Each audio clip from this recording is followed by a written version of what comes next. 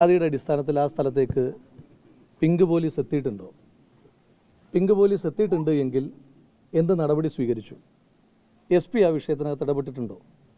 ഇത്തരം ചില ചോദ്യങ്ങൾ നിങ്ങളുടെ മനസ്സിലുണ്ട്, നിങ്ങളിത് ചോദിക്കുന്നില്ല. എൻ്റെ മനസ്സിലുണ്ട്, നിങ്ങൾ ചോദിക്കാത്തതുകൊണ്ട് ഞാനും ചോദിക്കുന്നില്ല. ഇതൊക്കെ പക്ഷേ എല്ലാവർക്കും അറിയാവുന്ന ചോദ്യങ്ങളാണല്ലോ, അല്ലേ? അറിയാത്തതാണോ? ഇപ്പോൾ എന്നോട് ചോദിച്ചിട്ട് ഞാൻ പറഞ്ഞിട്ടാണോ നിങ്ങളിതൊക്കെ അറിയുന്നത്? അല്ലല്ലോ. അപ്പോൾ പിന്നെ നമുക്ക് വാർത്തകൾക്ക് നമുക്കൊരു സെലക്ടിവിറ്റി ഒക്കെ ഉണ്ട്, അല്ലേ?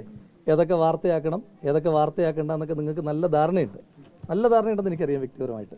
അപ്പോൾ അതുകൊണ്ട് നിങ്ങൾക്കത് വാർത്തയാക്കാൻ താല്പര്യം, പിന്നെ ഞാനതിനെപ്പറ്റി പറയേണ്ട കാര്യമില്ല. അപ്പോൾ എന്നോട് നിങ്ങൾക്കറിയാത്ത എന്തോ ഒരു കാര്യം ചോദിക്കുന്നത് പോലെ ചോദിക്കേണ്ട, നിങ്ങൾക്കും അറിയുന്ന കാര്യം തന്നെയാണത്. ഇപ്പോൾ PK ശശിയെ UDF-മായി സഹകരിക്കാൻ ഒരു സാധ്യതയും ഒറ്റപ്പാലത്ത് സ്ഥാനാർത്ഥിയാവാൻ സാധ്യതയെന്ന് പറയുന്നു. ഇപ്പോൾ ഈ നേരത്തെ സമാനമായ ഒരു ആരോപണത്തിന്റെ പേരിൽ അദ്ദേഹത്തിന്റെ പാർട്ടി ഒന്നും എന്നോട് ചോദിച്ചിട്ടൊരു കാര്യമുള്ളതല്ലോ. ഞാൻ നിലവിൽ പാർട്ടിയിൽ അംഗത്വം ഇല്ലാത്ത ഒരാളാണ്, പാർട്ടി നടപടി നേരിടുന്ന ഒരാളാണ്. അപ്പോൾ അത്തരത്തിൽ ഏതെങ്കിലും ഒരു കാര്യത്തിൽ കമൻറ്റ് ചെയ്യാൻ പറ്റുന്ന ഒരാളല്ലല്ലോ ഞാൻ. അത് തീരുമാനിക്കുന്ന പാർട്ടിയല്ലേ.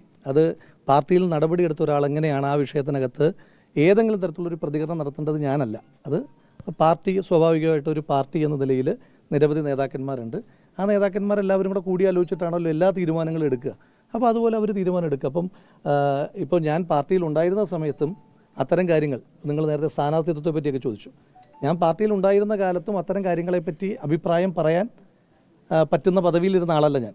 അപ്പോൾ പാർട്ടി ഒരു നടപടിയെടുത്ത് പുറത്തു നിൽക്കുന്ന ഒരാളെന്ന നിലയിൽ എനിക്കിപ്പോൾ അത്തരത്തിലുള്ള അഭിപ്രായം പറയാൻ യാതൊരു വിധമായ സ്പേസുമില്ല, വോയിസുമില്ല. മുൻപും ഞാൻ ആ തീരുമാനങ്ങൾ എടുത്തിരുന്ന ഒരു ഫോറത്തിൻ്റെ ഭാഗമായിരുന്ന ആളല്ല.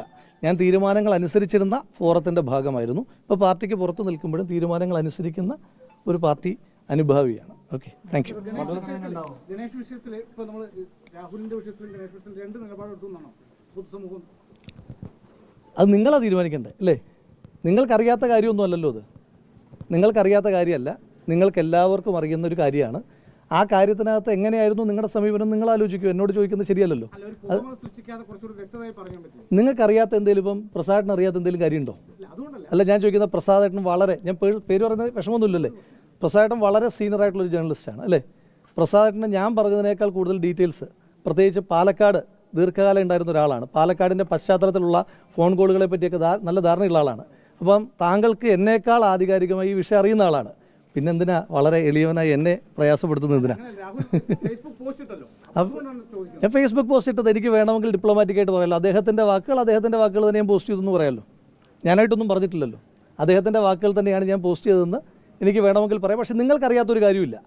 അതിനകത്തൊരു സെലക്ടിവിറ്റി ഉണ്ടോ ഇല്ലയോ എന്ന് നിങ്ങളാണ് തീരുമാനിക്കേണ്ടത്. സെലക്ട് ചെയ്യാൻ നിങ്ങൾക്ക് അവകാശമുണ്ട്. ഇന്നത് കൊടുക്കണം, ഇന്നത് കൊടുക്കണ്ട, ഇന്നത് കൂടുതൽ ഗ്രാവിറ്റിയിൽ കൊടുത്തേക്കാം, ഇന്നത് കൊടുക്കുകയേ വേണ്ട എന്നൊക്കെ തീരുമാനിക്കാനുള്ള പരിപൂർണമായ, അതിനാണല്ലോ എഡിറ്റർമാരുള്ളത്, അല്ലേ? മാധ്യമ സ്ഥാപനങ്ങളിൽ എഡിറ്റർമാരുള്ളത് ആവശ്യമായ വാർത്തകൾ കൊടുക്കാനും അവർക്ക് അഹിതമായിട്ടുള്ള വാർത്തകൾ വെട്ടിക്കളയാനും വേണ്ടിയിട്ടാണ് എഡിറ്റർമാരുള്ളത്. ആ എഡിറ്റർമാരുടെ സ്വാതന്ത്ര്യത്തെ ഞാനെന്തിനാണ് കൈകടത്തുന്നത്? നിങ്ങൾക്ക് എല്ലാവർക്കും അറിയാവുന്ന, ഈ നാട്ടിൽ എല്ലാവരുടെയും പബ്ലിക് ഡൊമൈനിലുള്ളൊരു വിഷയത്തിൽ ഞാനെന്തിനാണ് പറയുന്നത്? നിങ്ങൾക്കറിയാമല്ലോ. പ്രസാദിന് അറിയാവുന്നതിൽ കൂടുതൽ എനിക്കറിയില്ല. പ്രസാദിന് അറിയുന്നതിൻ്റെ അത്രയും പോലും ആ ചിരി കാണുമ്പോൾ അറിയാം. പ്രസാദിൻ്റെ ആ ചിരി കാണുമ്പോൾ അറിയാം. അല്ല, ഞാൻ പറഞ്ഞ പ്രസാദിൻ്റെ ചിരി കാണുമ്പം, ഇപ്പോൾ പുതിയ മാധ്യമ സ്ഥാപനത്തിലും കൂടെ അദ്ദേഹം, അപ്പോൾ ഒരു വളരെ മുതിർന്ന മാധ്യമപ്രവർത്തക എന്ന നിലയിൽ അങ്ങയുടെ ചിരി കാണുമ്പോൾ എനിക്കറിയാം അങ്ങേക്ക് ഈ വിഷയത്തെപ്പറ്റി ഈ വിഷയത്തെപ്പറ്റി മാത്രമല്ല അങ്ങേക്ക്, അതിനും അപ്പുറം അങ്ങേക്ക് അറിയാം. അതപ്പം നോക്കട്ടെ എന്താണ് വരുന്നത്, നമുക്ക് നോക്കാം. സർക്കാരിൻ്റെ നിലപാടുകൾ ജനങ്ങൾ സംശയിക്കില്ലേ? സർക്കാർ ഈ വിഷയത്തിനകത്ത്, ഇത്തരം വിഷയങ്ങൾക്കകത്ത് എടുക്കേണ്ടുന്ന സമീപനങ്ങളിൽ ഇരട്ടത്താപ്പുണ്ടോ, രാഷ്ട്രീയമുണ്ടോ എന്നൊക്കെ സർക്കാർ മറുപടി പറയേണ്ടി വരും. ഞാനതിനകത്ത് കമൻറ്റ് ചെയ്യുന്നില്ല. നിങ്ങൾ ചോദിച്ചത് കൊണ്ട് മാത്രമാണ് ഞാൻ ഇത്രയെങ്കിലും പറഞ്ഞത്. നിങ്ങൾക്കറിയുന്നതിൻ്റെ അത്രയും പോലും എനിക്കറിയില്ല. നിങ്ങളിൽ പലരും പറഞ്ഞിട്ടുള്ള അറിവൊക്കെ എനിക്കുള്ളൂ. നിങ്ങൾക്കറിയുന്നതിൻ്റെ അത്രയും പോലും എനിക്കറിയില്ല. തീർച്ചയായിട്ടും പാലക്കാട് MLA ആണല്ലോ, സ്വാഭാവികമായിട്ടും. ഇപ്പം ഞാൻ ഇവിടെ ഫിസിക്കലി പ്രസൻ്റ് ആണെങ്കിലും അല്ലെങ്കിലും പാലക്കാട് MLA എന്ന നിലയിലുള്ള ഏതെങ്കിലും ഒരു പ്രവർത്തനത്തിൽ നിന്ന്, ഈ നാട്ടിലെ ഏതെങ്കിലും ഒരു വികസന പ്രവർത്തനങ്ങൾ, ഒരു MLA എന്ന നിലയിലുള്ള പ്രവർത്തനങ്ങളിൽ നിന്നൊരു വീഴ്ചയും ഇന്നത്തെ ദിവസം വരെ നിങ്ങൾക്ക് ചൂണ്ടിക്കാണിക്കാനുണ്ടാവില്ല. അടുത്ത ദിവസങ്ങൾ അതിൻ്റെ 1.5 വർഷക്കാലത്തെ MLA എന്ന നിലയിലുള്ള വികസന പ്രവർത്തനങ്ങൾ, ഈ നാട്ടിൽ എന്തെല്ലാം വികസന പ്രവർത്തനങ്ങൾ നടത്തി എന്നതിനെ പറ്റിയിട്ട് വളരെ വിശദമായിട്ട് തന്നെ സംസാരിക്കണമെന്ന് വിചാരിക്കുന്നുണ്ട്. അപ്പോൾ അത്തരം കാര്യങ്ങളിലൊന്നും ഒരു വിട്ടുവീഴ്ചയും ഉണ്ടായിട്ടില്ല. ഇപ്പം നമ്മുടെ വളരെ സന്തോഷകരമായി നിങ്ങളൊരു ചോദ്യമെങ്കിലും ഭവന പദ്ധതിയുമായി ബന്ധപ്പെട്ട് ചോദിക്കുമെന്ന് വിചാരിച്ചു. കാരണം നിങ്ങൾ എന്നെ വിമർശിക്കാൻ വേണ്ടി വല്ലാതെ ഉപയോഗിച്ചൊരു പദ്ധതിയാണല്ലോ സ്മൈൽ പദ്ധതി. എന്നെ വിമർശിക്കാനും എന്നെ ആക്ഷേപിക്കാനും വേണ്ടി വല്ലാതെ ഉപയോഗിച്ചൊരു പദ്ധതിയുടെ ഉദ്ഘാടനത്തിൻ്റെ വേളയിൽ നിൽക്കുമ്പോഴെങ്കിലും നിങ്ങൾക്ക് അതുമായി ബന്ധപ്പെട്ടൊരു ചോദ്യം ചോദിക്കാമായിരുന്നു എന്നുള്ളതാണ് എൻ്റെ വ്യക്തിപരമായിട്ടുള്ളൊരു അഭിപ്രായം. ഞാൻ പറഞ്ഞല്ലോ, ഞാൻ ഈ നിങ്ങളെ ആരെയും ഏതെങ്കിലും തരത്തിലുള്ള ചോദ്യങ്ങൾ ചോദിക്കാനോ എന്താ ചോദിക്കാത്തതെന്ന് ചോദിക്കാനോ ആളല്ല. പക്ഷേ ഞാൻ പറയുകയാണ്, വളരെ സന്തോഷമുള്ളൊരു സമയമാണ്. കാരണം ഒരു MLA എന്ന നിലയിൽ 1.5 വർഷക്കാലം, നിങ്ങൾ നേരത്തെ സൂചിപ്പിച്ചതുപോലെ 1.5 വർഷക്കാലം, 1.5 പൂർത്തീകരിച്ചിട്ടില്ല ഇതുവരെ, ആ 1.5 വർഷക്കാലം കൊണ്ട് നമ്മൾ 12 വീടുകളുടെ തറക്കല്ല് ഇട്ട് നമ്മൾ നിർമ്മാണം വളരെ വേഗത്തിൽ പൂർത്തീകരിച്ചു. ഇപ്പോൾ 5 വീടുകളുടെ താക്കോൽ ദാനം ഈ ദിവസങ്ങളിൽ തന്നെ നമ്മൾ കൈമാറുകയാണ്. ഇപ്പോൾ ഇന്നത്തെ ഈ വീടിൻ്റെ ഒരു സന്തോഷം എന്ന് പറയുന്നത്, ഞാനിവിടെ കണ്ണാടിയിൽ സ്കൂളിൻ്റെ ആനുവൽ ഡേക്ക് കടന്നു പോകുമ്പോഴാണ് ഒരു കുറിപ്പ് കിട്ടുന്നത്. ആ ഒരു കുറിപ്പ്, എനിക്ക് ഒരു വീട് വെച്ച് തരണം എന്ന് പറഞ്ഞിട്ടുള്ളൊരു കുറിപ്പും, സ്റ്റേജിൽ കയറിയപ്പോൾ അടുത്ത കുറിപ്പ് അവൾക്ക് വീട് വെച്ച് കൊടുക്കണം എന്ന് പറഞ്ഞാൽ അവളുടെ കൂട്ടുകാരൻ്റെ ഒരു കുറിപ്പും. ആ 2 കുറിപ്പും കണ്ടു കഴിഞ്ഞാൽ വളരെ സന്തോഷം തോന്നി, വളരെ അതേസമയം തന്നെ വിഷമവും തോന്നി. ആ സന്തോഷത്തിൽ നിന്നും വിഷമത്തിൽ നിന്നുമാണ് നമ്മൾ ഈ വീട് ചൂസ് ചെയ്യുന്നത്. ആ വീടിൻ്റെ നിർമ്മാണം വളരെ വേഗത്തിൽ, പ്രത്യേകിച്ച് ഇൻഡൽ മണിയോട് വലിയ സ്നേഹവും സന്തോഷവുമാണുള്ളത്. അപ്പോൾ അത് പൂർത്തീകരിക്കാൻ കഴിഞ്ഞു വളരെ വേഗത്തിൽ. നിങ്ങൾക്ക് തന്നെ അറിയാം, തറക്കല്ലിട്ട ദിവസം നിങ്ങൾ ഉണ്ടായിരുന്നു. വളരെ വേഗത്തിൽ തന്നെ അത് പൂർത്തീകരിക്കാൻ കഴിഞ്ഞു എന്നുള്ളതിനകത്ത് വലിയ സന്തോഷമുണ്ട്. ഇത്തരത്തിലുള്ള ഒരുപാട് പ്രവർത്തനങ്ങൾ ഇപ്പോൾ എല്ലാ പഞ്ചായത്തിലും ഓഡിറ്റോറിയം എന്ന് പറയുന്ന പദ്ധതി നമ്മൾ നടപ്പിലാക്കി. അത് വളരെ വേഗത്തിൽ അത് മുന്നോട്ട് പോകുന്നു.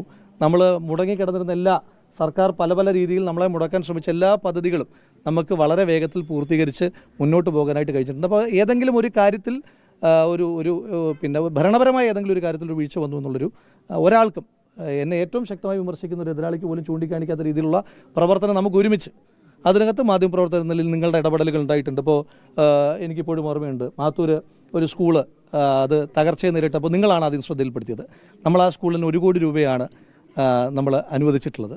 അപ്പോൾ അതെല്ലാം നമ്മൾ കൂട്ടായിട്ട് പാലക്കാട് ഒന്നിച്ച്, അതിൽ മാധ്യമപ്രവർത്തകർ, എന്നെ വിമർശിക്കുന്നവരുണ്ട്, എന്നെ എതിർക്കുന്നവരുണ്ട്, എന്നെ ശത്രുപക്ഷത്ത് നിർത്തിയേക്കുന്നവരുണ്ട്, എന്നെ ഒപ്പം ചേർത്ത് പിടിച്ചവരുണ്ട്, എന്നെ ചേർത്ത് സംരക്ഷിക്കുന്നവരുണ്ട്. അവരെല്ലാവരും കൂടെ, നമ്മളെല്ലാവരും കൂടെ പാലക്കാടാണ് നമ്മൾ ആ വികസന പ്രവർത്തനങ്ങളെല്ലാം നടത്തിയത്. അതിൻ്റെ തുടർച്ച തീർച്ചയായിട്ടും ഉണ്ടാകും. പാലക്കാട് തെരഞ്ഞെടുപ്പ് വരികയാണ്. അപ്പോൾ ആ സമയത്ത് താങ്കൾ പാർട്ടിക്ക് പുറത്താണ്, ഇപ്പോൾ നിലവിലെ MLA ആണ്. ഇപ്പോൾ വികസന നേട്ടങ്ങളെ പറ്റി വിശദീകരിക്കാനോ ഒക്കെ ഈ ക്യാമ്പയിൻ സമയത്ത് താങ്കൾ പാലക്കാട് ഉണ്ടാകുമോ? വരും ദിവസങ്ങളിലൊക്കെ ക്യാമ്പയിൻ തുടങ്ങും. അല്ല, അത് പാർട്ടിക്ക് വേണ്ടിയിട്ട് ക്യാമ്പയിൻ ചെയ്യാൻ കഴിയില്ലല്ലോ. സ്വാഭാവികമായിട്ട് പാർട്ടി നടപടി എടുത്തിട്ടുള്ള ഒരാളാണ് ഞാൻ. അപ്പം ഞാൻ പാർട്ടിക്ക് അകത്തുള്ളപ്പോഴും പുറത്തുള്ളപ്പോഴും പാർട്ടിയുടെ എല്ലാ അച്ചടക്കത്തെയും പാലിക്കുന്ന ഒരാളാണ്. അപ്പോൾ അതുകൊണ്ട് സ്വാഭാവികമായിട്ടും അത്തരത്തിലുണ്ടാകില്ല. പക്ഷേ ഒരു MLA എന്ന നിലയിൽ ഈ നാടൊരവസരം തന്നപ്പോൾ, എൻ്റെ പ്രസ്ഥാനം ഒരവസരം തന്നപ്പോൾ 1.5 വർഷക്കാലം കൊണ്ട് എന്തെല്ലാം ഭരണപരമായ കാര്യങ്ങൾ ചെയ്യാൻ കഴിഞ്ഞു, അത് ജനങ്ങളിലേക്ക് എത്തിക്കേണ്ടത്. ജനങ്ങൾക്ക് നല്ല ബോധ്യമുണ്ട്. അത് പിന്നെ പുതിയ റോഡുകളുടെ രൂപത്തിലും ആശുപത്രി ബ്ലോക്കിൻ്റെ രൂപത്തിലും പുതിയ സ്കൂളുകളുടെ രൂപത്തിലുമെല്ലാം ജനങ്ങൾക്ക് നല്ല ബോധ്യമുള്ള ഇപ്പോൾ ഓഡിറ്റോറിയം നിർമ്മാണ പ്രവർത്തനങ്ങളിലേക്ക് പോകുന്നു. അതിനകത്തൊന്നും നമ്മൾ രാഷ്ട്രീയം പോലും നോക്കിയിട്ടില്ല. ഇപ്പോൾ കണ്ണാടി ഗ്രാമപഞ്ചായത്ത് ഭരിക്കുന്നത് ഇടതുപക്ഷ ജനാധിപത്യ മുന്നണിയാണ്. അന്നും ഭരിച്ചത്, ഇപ്പോഴും ഭരിച്ചത്. പക്ഷേ നമ്മൾ ഓഡിറ്റോറിയം നിർമ്മിക്കാനായിട്ട്, കണ്ണാടിയിൽ ഓഡിറ്റോറിയം ഇല്ല എന്ന് മനസ്സിലാക്കിയിട്ട് നമ്മൾ കണ്ണാടിയിൽ ഓഡിറ്റോറിയം നിർമ്മാണമായിട്ട് പോവുകയാണ്. പഞ്ചായത്ത് ഭരണസമിതി അതിനോട് പോസിറ്റീവായിട്ടാണ് റെസ്പോണ്ട് ചെയ്തത്. അപ്പോൾ അതിനകത്ത് വികസന കാര്യങ്ങളിൽ ഏതെങ്കിലും തരത്തിലുള്ള രാഷ്ട്രീയം നമ്മൾ നോക്കിയിട്ടില്ല. ടൗൺ ഹാളിൻ്റെ പ്രവർത്തനം നിങ്ങൾ കാണുന്നതാണ്. ടൗൺ ഹാളിൻ്റെ നിർമ്മാണ പ്രവർത്തനം വളരെ ദ്രുതഗതിയിൽ തന്നെയാണ് മുന്നോട്ട് പോകുന്നത്. ഇടയ്ക്ക് നമ്മൾ അനുവദിച്ചൊരു ഫണ്ട് അംഗീകരിക്കാത്തതുമായി ബന്ധപ്പെട്ടിട്ടുണ്ടായതാണ്. അല്ലെങ്കിൽ നമുക്ക് ജനുവരിയോടുകൂടി തന്നെ നമുക്ക് ടൗൺ ഹാളിൻ്റെ ഉദ്ഘാടനത്തിലേക്ക് നമുക്ക് കടക്കുവാൻ കഴിയുമായിരുന്നു. ഒരു ഫണ്ട് നമുക്ക് അനുവാദം കിട്ടാത്തതുമായി ബന്ധപ്പെട്ടിട്ടുണ്ടായൊരു തടസ്സം മാത്രമാണ്. പക്ഷേ അതിനെ നമ്മൾ അതിജീവിച്ച് നമ്മൾ മുന്നോട്ട് പോകുന്നുണ്ട്. അപ്പോൾ അത് തീർച്ചയായിട്ടും 1.5 വർഷക്കാലം എന്തെല്ലാം ഇവിടെ ചെയ്തു എന്ന് ജനങ്ങളെ ബോധ്യപ്പെടുത്തുവാനുള്ള എല്ലാ ശ്രമങ്ങളിലും ഞാൻ ഉണ്ടാകും. വീണ്ടും മത്സരിക്കണമെന്ന് ആവശ്യപ്പെടുന്നതായി കാണുന്നുണ്ട്. അപ്പോൾ അവരോട് എന്താ പറയുന്നത്? അതൊക്കെ കോൺഗ്രസ് പാർട്ടി നേതൃത്വത്തോട് ചോദിക്കേണ്ടതാണ്. കാരണം ഞാൻ മത്സരിക്കണം എന്നൊക്കെയാണ് അവർ പറയുന്നത്. ഈ സോഷ്യൽ മീഡിയ പ്ലാറ്റ്ഫോമുകളിലൊക്കെ കാണുന്നുണ്ട് അവർക്ക് മത്സരിക്കണം എന്നാണ്. രാഹുൽ വീണ്ടും സ്വതന്ത്രനായിട്ടെങ്കിലും മത്സരിക്കണം എന്ന് ഒരുപാട് കോൺഗ്രസ്സുകാർ സോഷ്യൽ മീഡിയയിലൊക്കെ പറയാനായിട്ട് കാണുന്നുണ്ട്. അവരോട് എന്താണ് പറയുന്നത്? അല്ലത് സന്തോഷവും സ്നേഹമുള്ളൊരു കാര്യമാണല്ലോ. നമ്മൾ ഉണ്ടാകണം എന്ന് ഒരാൾ പറയുന്നത് നമുക്ക് സന്തോഷവും സ്നേഹമുള്ളൊരു കാര്യമാണ്. അതിപ്പം നിങ്ങൾ പറഞ്ഞാൽ എനിക്ക് സന്തോഷമാണ്, മറ്റൊരാൾ പറഞ്ഞാൽ സന്തോഷവും സ്നേഹമുള്ള കാര്യം. Thank you.